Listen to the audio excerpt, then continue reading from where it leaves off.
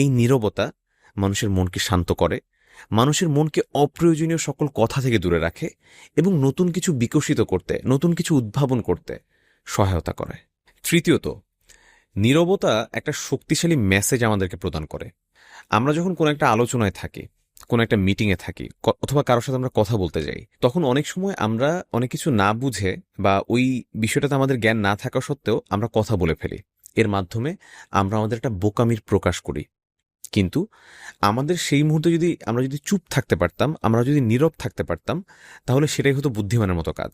কেননা আমরা অনেক কিছু শুনতে পারতাম, আমরা অনেক কিছু বুঝতে পারতাম, আমরা অনেক কিছু জানতে পারতাম, যেটা হয়তো আমাদের জীবনে আমাদেরকে অনেক ক্ষেত্রে আমাদেরকে সহযোগিতা করত।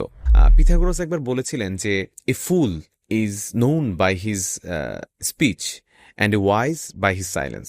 একজন বোকাকে তার কথার মাধ্যমে বোঝা যায়, আর একজন জ্ঞানীকে বোঝা যায় তার নীরবতা।